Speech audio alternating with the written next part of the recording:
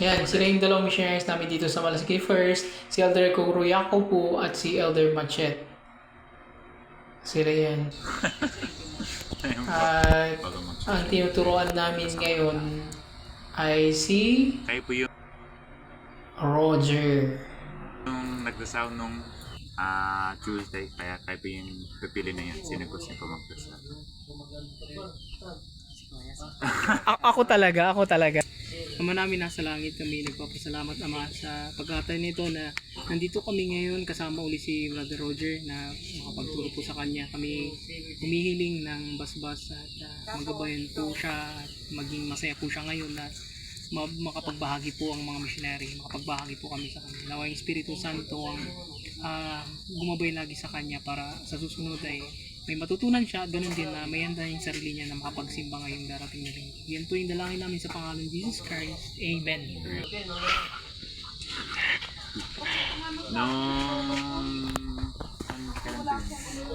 Si Elder Akoro. How do you say it, Elder? Kuruyako po. Kuruyako po. Opo. Okay. Elder Kuruyako po. Tapos, si Elder, patingin. Machete. Machete. Pero walang Pero alam mo yung machete? Opo. Here? Opo. Machete. Makikita yung nilalagay sa palang. Oh.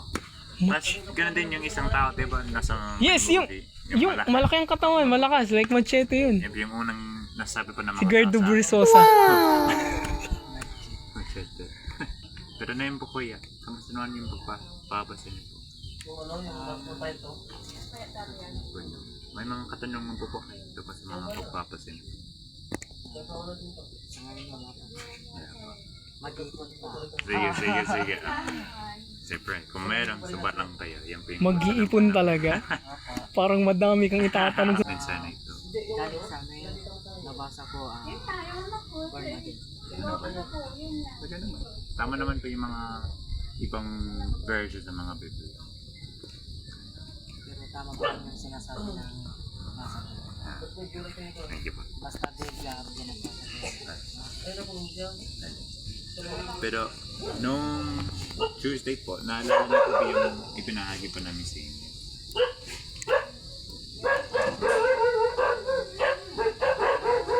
Opo, yung sa pamamagitan ng paano makipag-usap sa Panginoon. Sa pamagitan ng? Paano? Ano yun? Tama namin na sa langit. Oh, anong tawag mo dyan? Tawag ng mahal. Pag nag-uusap kayo sa Panginoon, Ano yan? ano yun? Usapin po ang ating Panginoon, si Jesus Christ, at ang ating Diyos, ating Ama sa langit. At na yun po. Gusto lang po nang ibahagi sa inyo na yun tungkol sa mismo. Ay! At dumating naman si Sister Marixel at si Brother William, mag-asawa sila. Ito. Dito ako. Tabi kami ni Roger. Dito ka, Elder. Elder. Dito ka. Dito ka, tabi ka kay Roger. Ay! Ito yung mga ito. Ah, syempre. Kaliwa. Kakaliwa kayo sabi niyo. Sensya po. Narating Punta kami kay ano, yung dalawa doon, yung pinunta namin ninaampo. Barera at apelido. Hindi barera. Yung mga tao dito, gusto ba nilang sumama po?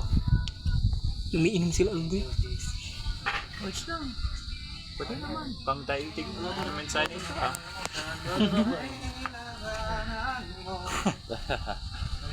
Medyo busy. Dito kayo nakatira.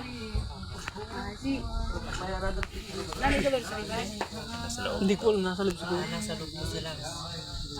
Okay ka lang. Ayaw nilang join. Namigil. Dito po lang yung bahay. Pwede yung mga iba kalikod po. Ang kanyang simbahan. Yung mismong pagkawala po.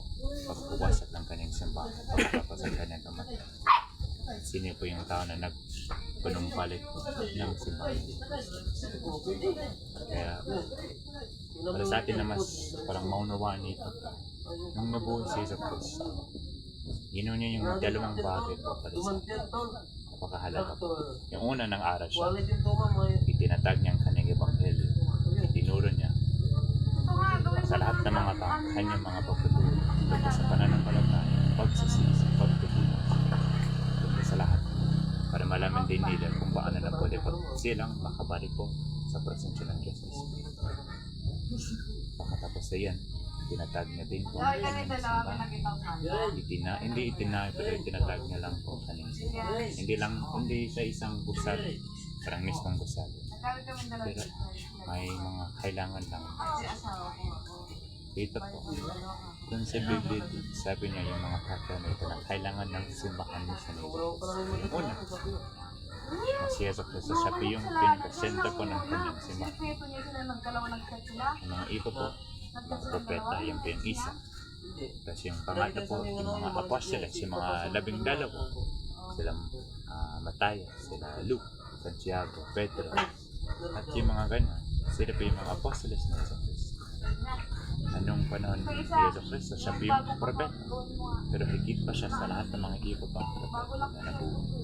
Siya po yung tagapagligtas natin, manunubos din siya natin. Kaya, yan po yung unang ginawa ni Yeso Cristo. Nangara siya, ginawa niya ng mga himala po para sa atin at itinatag niya ang kanyang simbahan. Alam din natin yung pinakasikat na ginawa niya, nagpusa pa siya para sa atin. Inaalay niya ang kanyang mismong buhay po para sa atin. Namatay siya. Pagkatapos ng kanyang kamatay, namatay din po ang kanyang mga apostoles. Sila din po yung mga pinatay ng mga masasamang tao. Ayaw nila sa mga salita nila, ayaw nila sa mga paniniwala nila. Kaya, pinatay sila ng mga tao. Dahil dito po, kung sila pa yung mga hiligi po ang kanyang simbahan, nawala yung propeta, nawala din yung mismong apostoles, yung mga 12. May isa lang yung mga paniniwala ni Jesus. Kasi iniwan lang ng Diyos ang Biblia doon. Pero dahil sa mga tao, kanilang pakaintindi, dumami yung mga simbahan. Dahil nagtao lang sila ng kanilang sariling simbahan, alinsunod po sa kanilang pakaintindi. Kaya parang iniba nila yung mismong katotohanan ni Jesus. Kaya nawala yung pulot.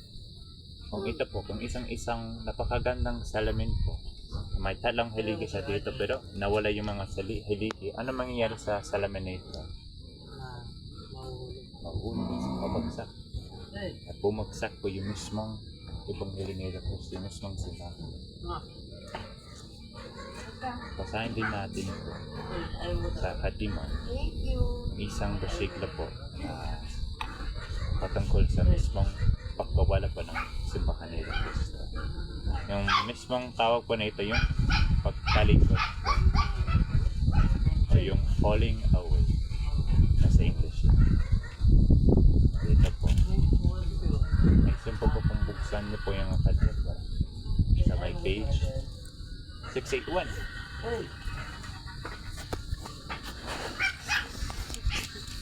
Sa may 4th Nephi, Kapanatawan, versikulo 26 at 27.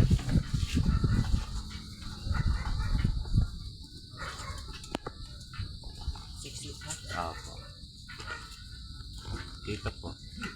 Nagsibubok kong basahin niyo po ang verse 26 po para sa ating prayer. 45. Tayo nagsimulang bahati sa mga ori at sila ay nagsimulang magtayo ng mga simbahan para sa kanilang sarili upang makinabang at nagsimulang ipagawa ang tunay na simbahan ni Jesus. Ano yung binasa niyo po dito? Ano nangyari po? Ano yung gino nila? Tulog na nga muna nga kayo yan. Mula magtayo ng mga simbahan. Dito sa my verse 27, malalaman din natin kung yung mga itinasma din nila ng mga tao. Ay sa bubo kung basahin niyo din po yung verse 27. At ito ay nangyari na nang ang 210 taon ay makalipas. Nagkaroon ng maraming simbahan sa lupain. Oo, maraming simbahan ang nagpahayag ng kanila na kilala si Kristo. Gayunpaman, kanilang itinatwa ang malaking bahagi ng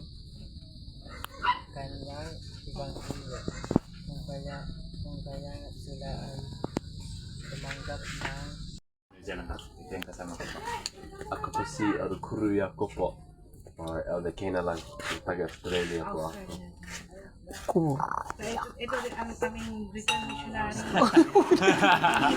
Brother Nephi ba? Brother Nephi. Korea Cup. Ano yung Korea Cup? Kuruya ko po. Yakup. Parang si sister na. Korea Cup. Parang Tagalog na rin. Kaya po po. Tawa. Kuro. Kuya ko po. Puro ko po. Kuya ko po. Meron din ganyan na. Kuruya ko po. Kuya ko po. Kuru? Meron din ganyan Kuruya na, ko po. Oh, perfect. Kala ko kuya. Parang Kuru? Ay, nagsimba din. Parang parang ano, kuya ko po. Kaya lang may roar lang sa ano, kuruya ka po. Ay, kuruya ko po. Kuruya. Yako po. Marunong din kayo ng kinakain o pangpangan. Ilocano po. Sa Australia po, meron po So, ibang doon si ba pangalan. kayo doon, sister? Sa Australia. Yan lang po. Ano ginagawa? Abo. Abo. Pilido nila. Ah, Is it yung native ano ba yan? Native na ano, na family names?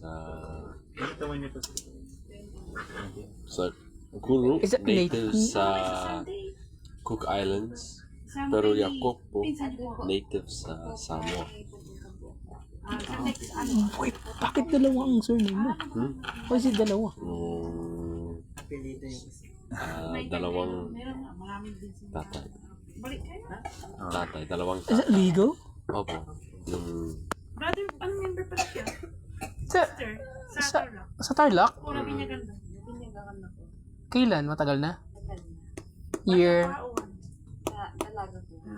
Anong taon, sister? 2010. 10 years old. Pero anong taon yun? 29 niya?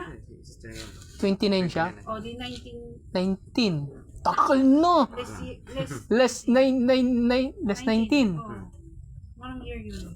Anong 26 ngayon? Oh, O di, 29 siya. ano na? Ang hirap ako magmati, no?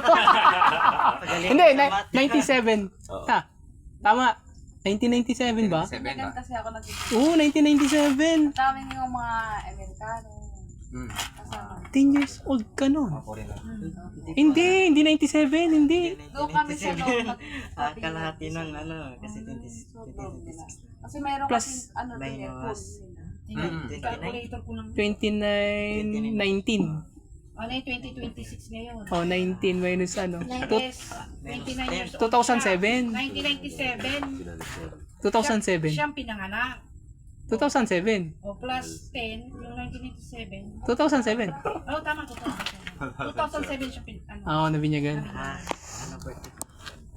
Sa Tarlac po. 7. Tagal na nga yun. Ano, pinili din? So, 18 years old. Kalipas ka, 18 years old na. 2007. Member pala si Member kami kasi doon. Kasi yung Pamangkin? ano ko dati, Si brother. kasama ko. Ang dami namin nakasama, puro American. Kurang na. Ganyan yung mga pinupunta. Bible. Pinsan mo siya? Punta namin yung Bible. Pinsan? Ano po, Asawa ng pinsan. Auntie na auntie. kaanakan ng nanay ko. Maga. Pamangkin na Kamag-anak ng nanay. yung sinanay, kapatid na naman. Pero member din. Ngayon po. Yung papa Pinapakailang. ko din daw po, member ng Yung gaya ng mensahe na Saan si Papa mo? tinuro nila sa iyo before. Pero baka maalala ko ngayon. Nagsisimba pa siya ngayon? Hindi. Hindi. Pero nasabi mo sa kanya. Parang nakakalimutan niya na rin. Pero nasabi mo sa kanya, tinuturuan ka ng missionary. Hindi pa. Wala po akong mati sa kanya kasi Ano yun? wala po siyang chip. Okay. Saan? Dito ka? Sige. Excuse po. Hindi kasi sa Alliance. Kaya, yung panahon, Si Adrian.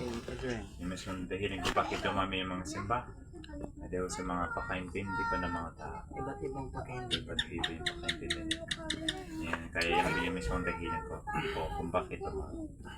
Pero katulad ng sinabi ko namin doon, tapos ay nanggaling ko sa mismong simbahan ni Jesus. Kaya po sila ay kumuha po ng isang part din po ng kanyang totoong ebanghelyo. Pero hindi yung buo, hindi yung kompletong part, hindi yung kompletong pananglarawan po ng kanyang katotohanan. Kaya, noong araw po, noong 1820, ay matagal na po, may isang parang batang lalaki, parang kabataan din siya. Si Adrian, ilang taon na si Adrian? 14. Yun o. So, kaya din yun, ang isang tao nito po, nangangalan Joseph Smith. Dito po, yung mukha niya. Pero sa larawan na ito, mga, nasa 30 na siya. Nung mas bata siya, ng 14 taon lang siya, nakaroon din siya ng isang tanong kung alin simbahan ito. Sa lahat ng mga ibang simbahan dito sa lupa, alin sa kanila ito? Yan ang mahirap sa Yung mahirap para sa kanya. Kahit yung family na din po, iba't iba yung mga religion din nila. Iba yung mga paniniwala din nila kay Jesus. Kaya si Joseph Smith, nakaroon siya ng nice niyang malaman ko yung mismong katotohanan. Kaya pinasa ko niya ang lahat ng mga ibang simbahan. Para malaman niya din po para sa kanyang sarili kung alin ay totoo. Ay nakapasok po siya sa lahat. Ay sinulat niya din ang kanyang karanasan ito sa lahat ng mga ibang simbahan. At sinabi niya mismo po na may kulang lang sila. Maganda naman sila, pero hindi sila kompleto. Wala silang buong ebanghelyo ni Jesus. Kahit bata na siya, nalaman niya din po na hindi sila kompleto dahil naramdaman niya po yung mismong Espiritu Santo nasa puso niya. Mismong parang kagaanin po na nasa sa looban natin. Yung po yung naramdaman niya. Kaya nagawa niya din pong dalawang mahalagang bagay na pwede din nating parang sundin po kung gusto din natin malaman yung katotohanan. Yung una, nagbasa po siya ng mga banal na kasalanan. Nagbasa po siya sa Biblia o ng Biblia po. Doon sa may James, yung Santiago po, yung unang aklat ni Santiago, yung unang kabanata din, ay yung versikulo 5. Sabi niya doon, kung ang sino man sa inyo ay nakakulang ng karunungan, humihingi siya sa Diyos. At ito ay ibibigay sa inyo. Kaya sa inyo po, paano po pwede po tayong magtanong sa Diyos? Ano yung paraan? magtanong sa Para makapagtanong po tayo sa Diyos. pamamagitan ng panalangin. Sekto. Sa pamamagitan ng panalangin. Sabi niya na sa lahat ng mga ibang versikulo na binasa niya, yan po yung isang napakagandang versikulo po para sa kanya sa panahon niya. Yan po yung gusto niya na malaman. Yung mismong katotohanan at kung paano na pwede niyang malaman yung katotohanan. Kaya nagdasal po siya. Kaya yan po yung mismong sinabi ng mga scriptures. Kung gusto din natin malaman yung mga katotohanan, kung nakakulang po tayo ng karunungan, dapat tayong magdasal sa Diyos. Kaya yan po yung ginawa ni Joseph. Pumunta po siya sa isang tahimik na lugar, isang kagubatan. Para walang sumasakyan ay dumadaan po sa paligirin. Para tahimik talaga yung paligirin. At nandun po, lumukad po siya. At nagpasal po siya na malakas sa Diyos. Ito po yung naging karanasan niya. Sinulat niya kanyang karanasan. At ito po siya. Ay, sakli. Doon sa Nasa may isip ko. ito po. Joseph Smith. Siya po yan. Yung mga dalawang ng katauhan Pero sa Kristo magkaiba sila ng sa katawan. Pero parehas po sila sa layunin. pero magkaiba sila sa Ito po yung mismong sinabi ni Joseph. Ako ay nakakita ng isang haligi ng liwanag na tamang-tama sa tapat ng aking ulo. Higit pa sa liwanag ng araw, natahanda kang bumaba hanggang ito ay kumalipat sa akin. Nang tumungan sa akin ng liwanag, ako ay nakakita ng dalawang katauhan ng liwanag at kaluwalhati na hindi kayang may salarawan. nakatayo sa amin sa itaas ko. Ang isa sa kanila ay nagsalita. Itinuturo ako sa aking Panginoon Joseph. Ay nagsabi,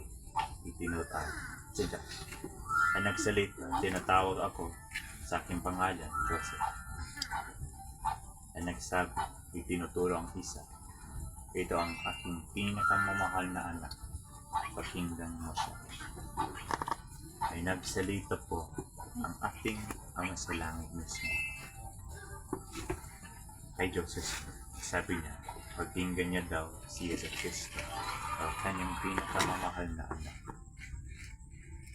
Dito din, diba nakaroon ko si Joseph Smith ng isang tanong kung aling simbahan na ito. Kung paano na pwede niyang malaman yung putahanin para mas malaman, mas makilala niya si Jesus Cristo. Yung mismong sinabi ni Jesus Cristo, wala. Lahat ng mga ibang simbahan, hindi sila totoo. O may kulang sila. Hindi sila ganap, hindi sila buo. Sabi niya na malapit lang sila sa kanilang pananalita sa atin, pero malalaya lang sila sa kanilang puso sa atin.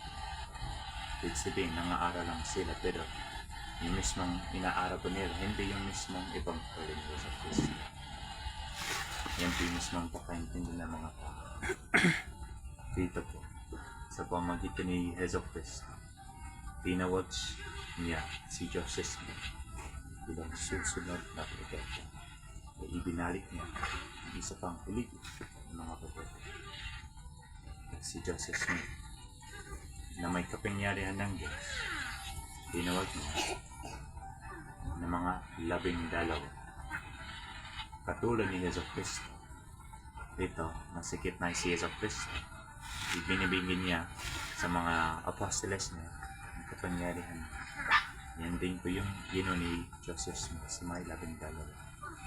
Ibig sabihin, binalik niya yung mga apostoles sa mga 12. Alam din natin na dapat yung mismong simbahan ni Jesus Cristo ay dapat nakasentro kay Jesus Cristo.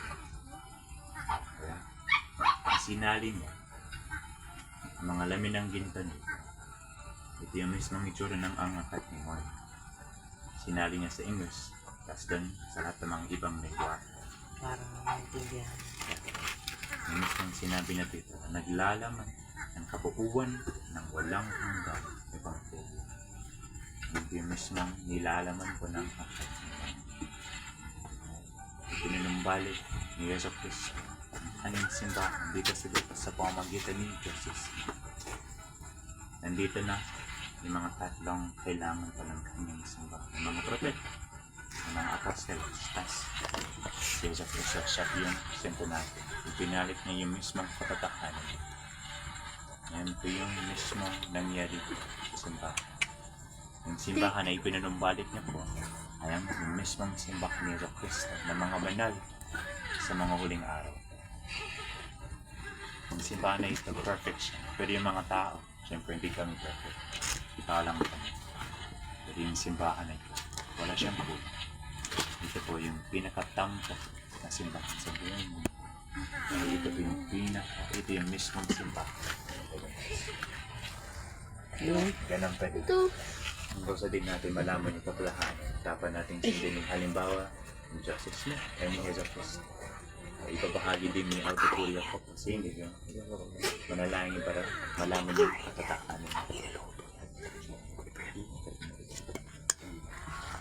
Ngayon po, para sa ating mas unuman tungkol sa manalangin at tungkol sa katotohanan. Magbasa po tayo ng bersikulo mula sa aklat ni Moroni. Pagina 774.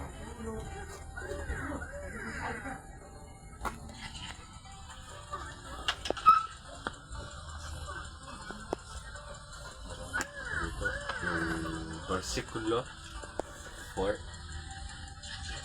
hanggang bersikulo 5. Roger, ano tayo? Masaya mo daw, Roger. inyong natanggap ang mga bagay na ito, ipinapayo ko sa inyo na itanong ninyo sa Diyos ang amang walang hanggan sa pangalan ni Kristo. Kung ang mga bagay na ito ay hindi totoo at kung tayo ay magtatanong ng may matapat na puso na may tunay na layunin na may pananampalataya kay Kristo, kanyang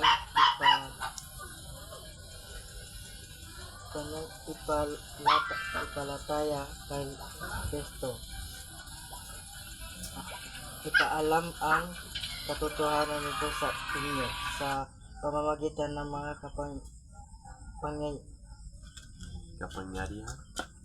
kapangyarihan ng Espiritu Santo. At verse 5. To 6. Hindi. 5 lang. Sa pamamagitan ng kapangyarihan ng Espiritu Santo, malalaman nyo ang katotohanan ng lahat ng bagay. Exact. Ano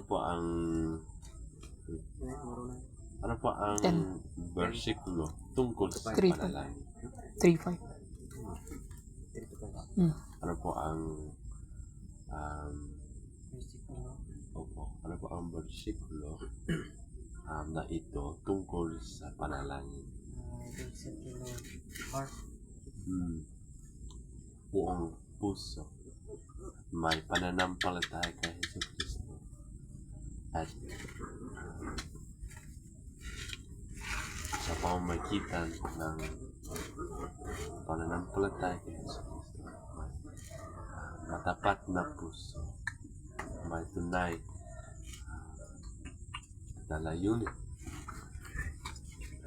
Ang Diyos ay nagbibigay ng mga sagot tungkol sa lahat at tungkol sa ipinanumbalik ng Ebanghelyo ni Kristo at tungkol sa kay Joseph Smith, tungkol sa aklat ni Mormon, sa lahat sa kanyang Ebanghelyo ni Kristo.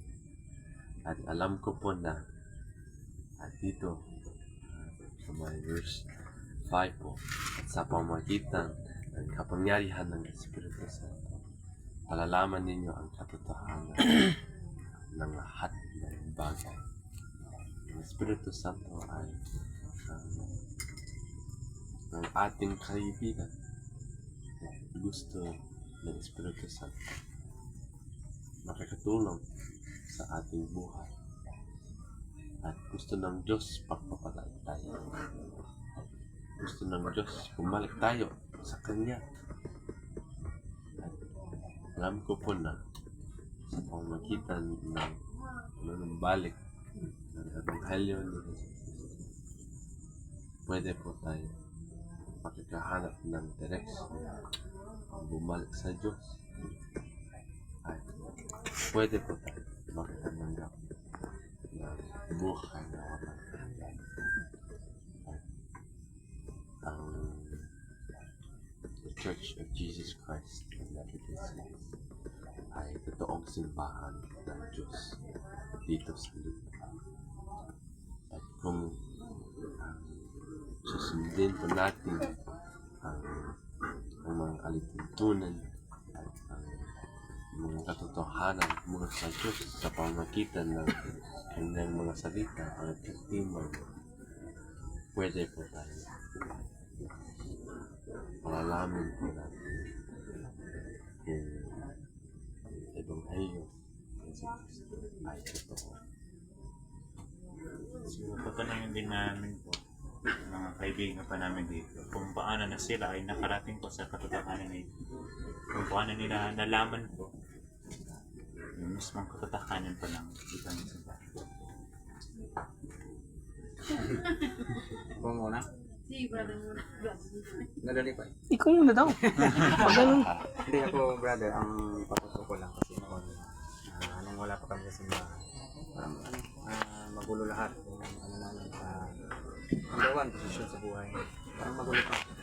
Kasi kung saan din kami umaatin sa mga simbahan, merong Katoliko, merong mga born again na tinatawag.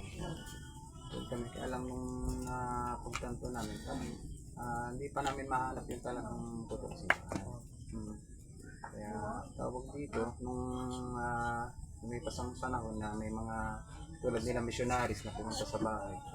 Kasi noon, yung lolo ko talaga, president sa branch, kumbaga. Branch pa nung tawag doon sa chapel. Opo. Tagal din siya doon.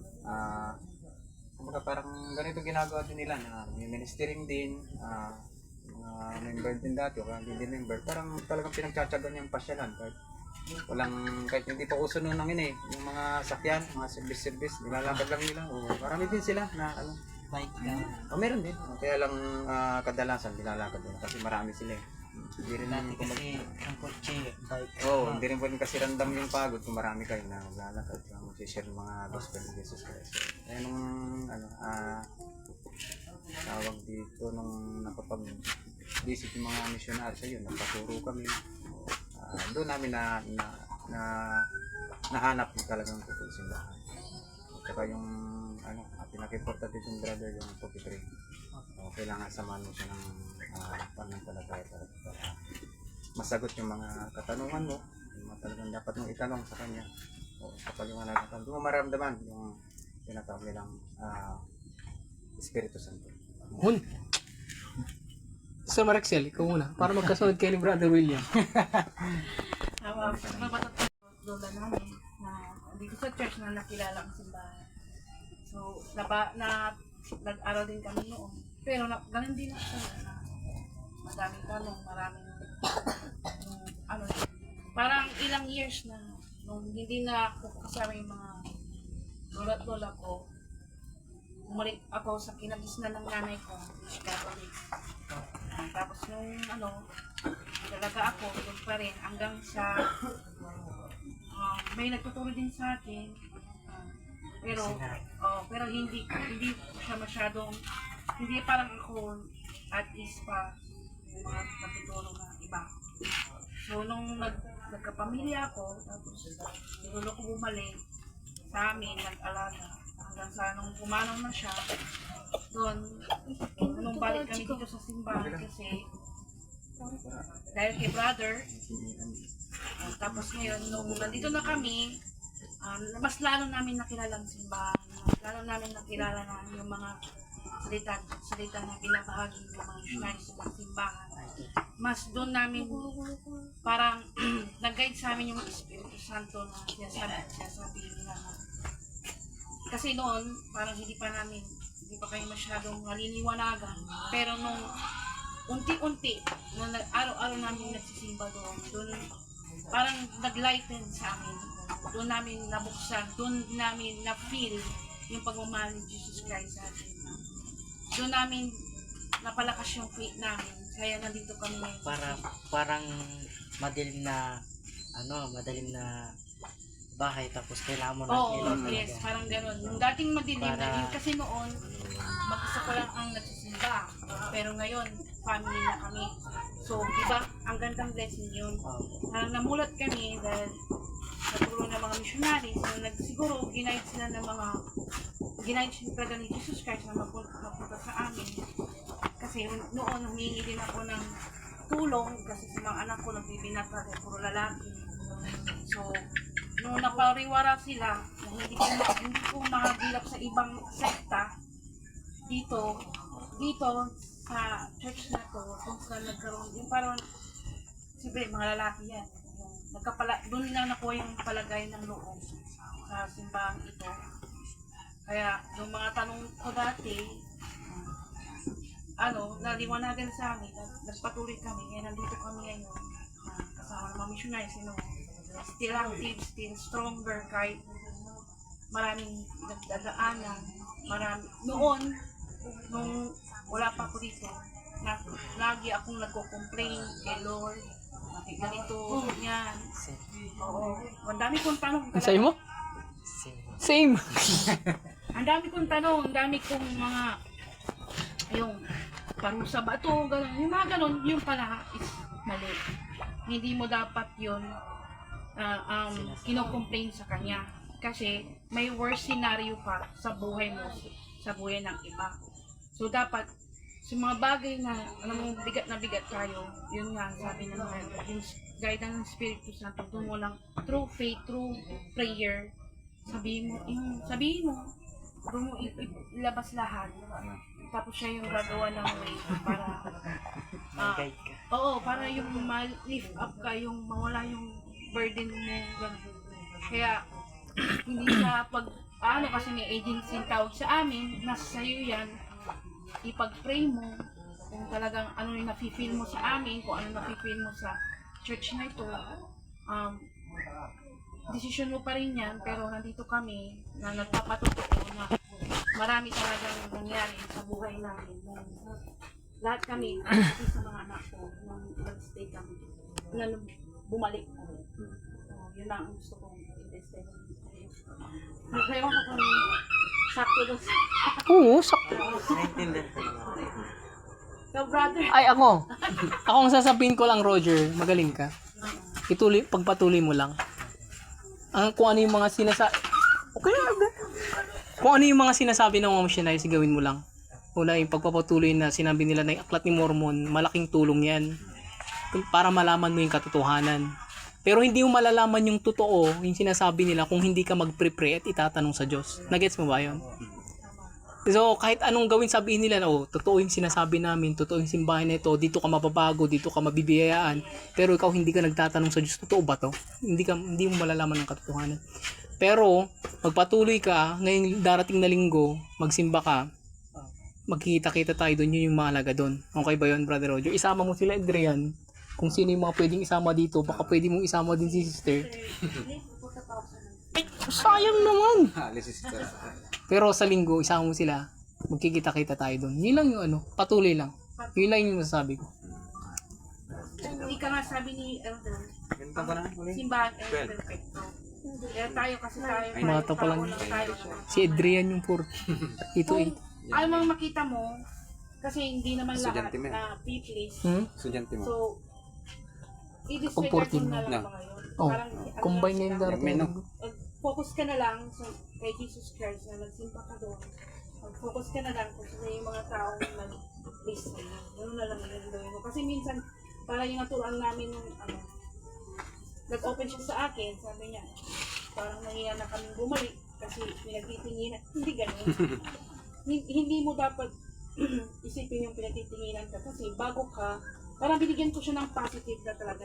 Siyempre, bago ka na sa paningin nila, so, parang nahihiya pa silang makipagpalagayan ng loob sa'yo. Kaya bumalik ko ulit sa second Sunday, sabi ko sa kanya, para yung, kasi yung ginagawa ni Satan, yung nasa isip ko, ginagawa ni Satan yan, sabi ko. Huwag mo isipin na tinitingnan ka nila. Be very proud to yourself kasi tinitingnan ka nila. Ibig sabihin, gusto ko nilang maging close. Kaya gano'n. Yun ang sinabi ko sa kanya. Kaya next Sunday daw niya, parang nag-lift up siya. Yung kasabayan mo rin. Sama ka. Magsimba. Yun. Parang kasabayan mo rin na nag-open up siya sa akin. Kaya, kayo, brother, sabi ko, kung dito kami, marami ka makikinalong also, kasi nung una galang din ako nung yung first balik, parang after 21 years ako bumalik, iniisip ko, tinitingnan din ako parang, ay hindi ako belong dito, I'm not worth it dito sa simbahan. Alam ka na, gawin niyo po yan na may una na kayo. Natatakot po sa pananampalataya sa Kristo. Malalaman niyo po yung mismo pagkakataon. Susukatin kayo sa Kristo. Maraming salamat po sa Kristo. Yan lang na nasa niche sa pangalan po ni Kristo. Amen. Amen. Bago umalis kami, iwan din pa namin isa pang panalangin. Dahil si Brother siya po yung nagko sa kanila, siya po yung pinili. Siya Parang nangyari na yun nakaraan, Elder eh. Parang nangyari na yun nakaraan. Ako yung nag-opening prayer last time. Tapos, Siyempre, si Brother Roger na naman. ay, Nangyari na yun. Nangyari doon. Kaya Oo. nangyari din siya na yun. Sige. Brother Roger, alam mo na yung mag-pray, di ba? Sige. kaya yan. Ama namin nasa langit, salamat po sa lahat ng biyaya na binigay niyo sa amin at sa pang-araw-araw na mga pagkain na ibinigay niyo sa amin at sana patawarin niyo po kami sa lahat ng aming mga kasalanan. bigyan niyo po kami ng isang pagkakataon na na manalig sa inyo para malaman po namin ang totoo, kung alin po ang totoo. Salamat po sa lahat ng binigay niyo sa amin, at